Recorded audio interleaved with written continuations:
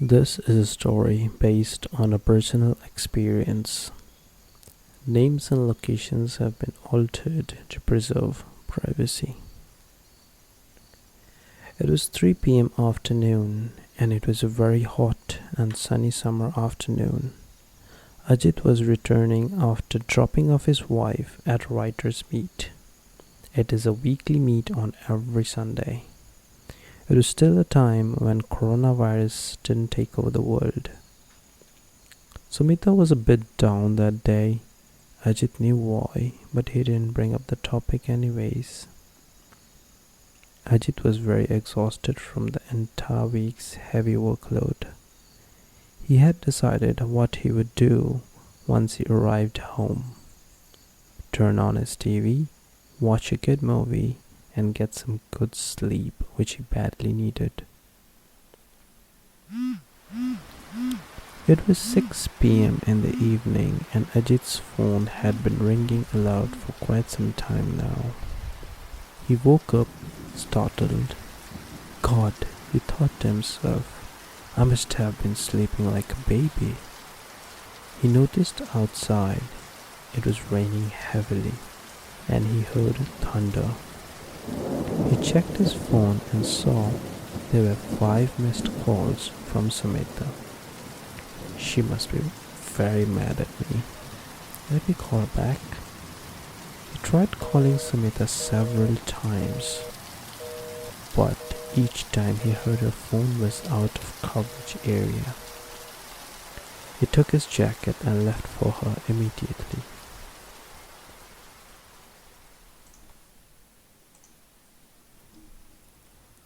Sumita had been researching on a very special topic lately. Rabindranath Tagore and his work and beliefs on ghosts. Their writers group was given an opportunity to present a play in the city's famous drama competition in the most popular venue. Of course, Sumita was given the task of research and writing the script. Though she is the youngest, but her writing skills are extraordinary and most appreciated. Today was her turn to present her initial draft of the script to the group. As she was presenting, she lost track of time, got lost in a story, and forgot to call Ajit before the meeting ended. She watched outside and saw it was partly cloudy, but no sign of rain. Her phone had lost signal, so she couldn't reach Ajit. Sumita knew a bus stop nearby. She started to walk. She had walked barely 10 minutes when it started raining heavily. She took out her umbrella and struggled to keep the umbrella straight while walking. She couldn't walk in this rain anymore. She had to take shelter. She ran to a nearby house and stood under the shade of the front door. As she was folding her umbrella, she noticed something very strange on the front door of the house, which made her heart skip a beat. The house Sumita took shelter in was abandoned. So are most of the houses in this part of the city. These houses belong to a research company which folded its business about 20 years ago. Since then, these houses remained abandoned, while some people continue to live in some houses, but most of them are illegally occupied. This particular house was, however, very known to Sumita. She was sure of the very sign she saw on the front door. There were 5 strikes made on the very bottom of the door. Strikes she made when she was a toddler. This was no other than her little aunt's house. She stood there like a kid, facing the door. She remembered all her aunt's memories, how her aunt fed her whenever she visited her and was playful with her, although her aunt's life had been full of tragedies. Her aunt never expressed her sorrows. She hid it within herself, and she was very good at it. Sumita knew that.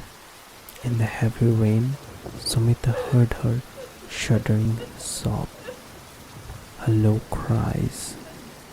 Probably this is the way she always hid herself. She kept her cries within herself and never let anyone hear it.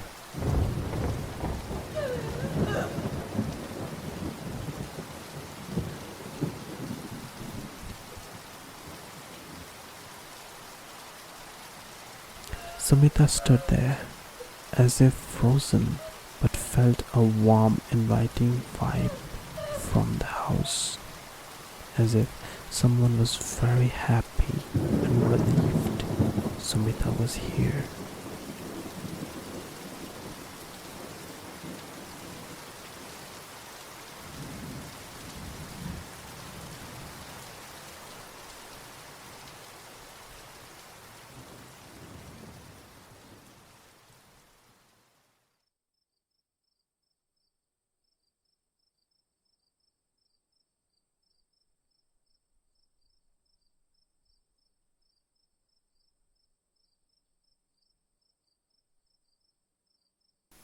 Sumita was startled by the honk of Ajit's motorbike, but she still stood there, unable to move. Ajit got down from his bike and headed towards Sumita. The rain had stopped. It was dark, and some of the old halogen street lights, which still worked, lit the roads dimly. Ajit smiled towards Samita and said, "Met your aunt?"